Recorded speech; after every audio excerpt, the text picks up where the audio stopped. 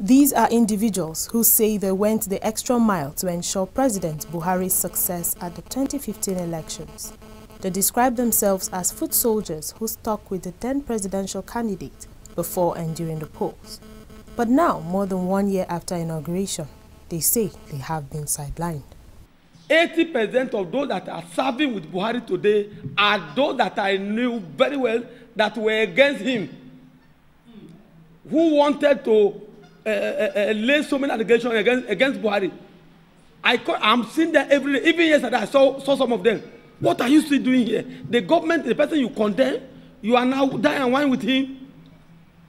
Buhari gave appointment to some of his directors during the campaign. As I'm talking to you today, he changed them. Even the Garba Shehu, was he not the media aide to Atiku? Who was the media aide to Buhari during the campaign? Where is him? We wrote a reminder to still national chairman, no response. We've written to the first lady, no response. That's what resolved us to this press briefing. And we are not attacking anybody. All we are saying, we are lodging our grievances, and we hope that Mr. President will remember and then call us. And I have all the pictures of our movement there here. We are his bodyguards. We have been trained. Some of us that were attached to him immediately after the inauguration were withdrawn and beginning advanced training on bodyguards. For God's sake, what do you expect us to do with this training if we're the type that will cause problems to Nigeria? These are the identity cards they claim were issued to them as temporary passes until their villa identity cards are ready, a promise they say never materialized.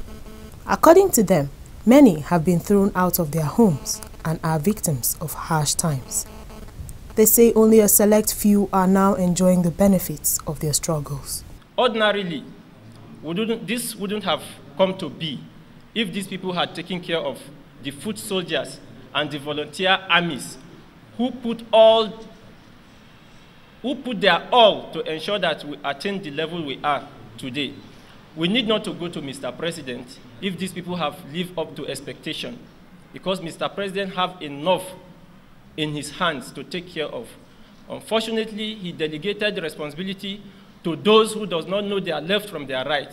They don't know their left from their right in the sense that after the change mantra, they brought their children from various places where they are schooling in abroad to be given an appointment in CBN, NNPC, and other agencies and parastatals.